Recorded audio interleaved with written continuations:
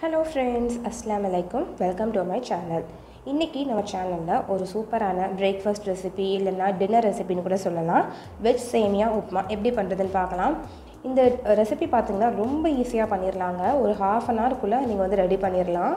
So இது எப்படி பண்றது நான் எப்படி பண்றேன் அப்படிங்கறத நான் ஷேர் பண்றேன். இதுக்கு தேவையான பொருள் எல்லாமே எடுத்து வச்சிருக்கேன். கேப்சிகம், கேரட், பீன்ஸ், வெங்காயம், பச்சை மிளகாய், கறிவேப்பிலை அப்புறம் சேமியா.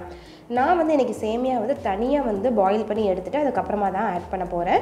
நீங்க வந்து காயெல்லாம் வதக்கிட்டு அதிலேயே சேமியாவை போட்டு அப்படி கூட வேக வைக்கலாம்.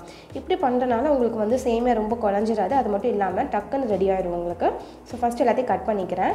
பாத்தீங்கன்னா வெங்காயம், கறிவேப்பிலை கட் பண்ணியிருக்கேன். அன்னைக்கு நான் வந்து பீன்ஸ், கேரட், கேப்சிகம் ஆட் பண்ணியிருக்கேன். உங்களுக்கு என்ன வேணுமோ அதை நீங்க ஆட் பண்ணிக்கலாம். கேப்சிகம் கண்டிப்பா ஆட் பண்ணுங்க. ரொம்ப நல்லா இருக்கும் டேஸ்ட். இப்போ ஒரு கடாயில வந்து கொஞ்சமா எண்ணெய் விட்டுருக்கேன். கடலை எண்ணெய் தான் விட்டுருக்கேன். நார்மலா தாளிக்கிற மாதிரி கடுகு வந்து ஒரு 1/4 டீஸ்பூன், உளுந்து ஒரு 1/4 டீஸ்பூன், ஜீரகம் வந்து ஒரு 1/4 டீஸ்பூன், கடலை பருப்பு வந்து ஒரு 1/2 டீஸ்பூன் போட்டுக்கோங்க. நல்லா கிரன்ச்சியா இருக்கும். இப்போ இது நல்லா வந்து கொஞ்சம் அந்த கடலை பருப்பு ப்ரௌன் கலர் வந்ததுக்கு அப்புறமா வெங்காயம், கறிவேப்பிலை வந்து ஆட் பண்ணிக்கலாம். ஸோ இந்த டிஷ் பார்த்தீங்கன்னா நீங்கள் அப்படியே எனக்கு வந்து சும்மா அந்த நாட்டு சக்கரை போட்டு சாப்பிட்றது ரொம்ப பிடிக்கும். பட் நீங்கள் வந்து சட்னி தேங்காய் சட்னிக்கு வந்து ரொம்ப ரொம்ப நல்லாயிருக்கும். ரொம்ப ஈஸியாகவும் பண்ணிடலாம். மார்னிங் பிரேக்ஃபாஸ்ட்டுக்கு சூப்பராக இருக்கும்.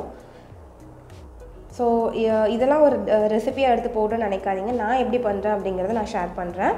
அதுக்கப்புறம் தேவையான அளவு உப்பும் ஆட் பண்ணிவிட்டு இதை நல்லா வந்து வதக்கி விட்டுக்கலாம்.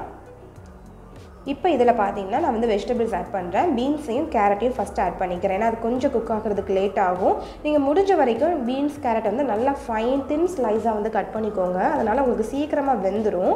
கேப்சிகம் பார்த்தீங்கன்னா நீங்கள் கொஞ்சம் கடைசியாக ஆட் பண்ணுங்கள். ஏன்னா கேப்சிகம் வந்து கொஞ்சம் கருக்கு முறுக்குன்னு இருந்துச்சுன்னா சாப்பிட்றதுக்கு ரொம்ப நல்லாயிருக்கும். அந்த கடிப்படும் போது டேஸ்ட் வந்து ரொம்ப நல்லாயிருக்கும். இப்போது இந்த 2 காயும் நல்லா வதங்கட்டும். சரிங்களா, நான் தண்ணியை ஆட் பண்ணலை. நல்லா அது வதங்கட்டும். இப்போ பார்த்தீங்கன்னா கொஞ்சம் ஒரு 75% குக் ஆனதுக்கப்புறமா நான் வந்து கேப்சிகம் ஆட் பண்ணிக்கிறேன். நான் சொன்ன மாதிரி இந்த ரெசிப்பியில் வந்து கண்டிப்பாக கேப்சிகம் முடிஞ்ச வரைக்கும் ஆட் பண்ணுங்கள். ரொம்ப ரொம்ப டேஸ்ட் வந்து ரொம்ப நல்லாயிருக்கும். அதோடய ஃப்ளேவர் வந்து வேறு லெவலில் இருக்கும்.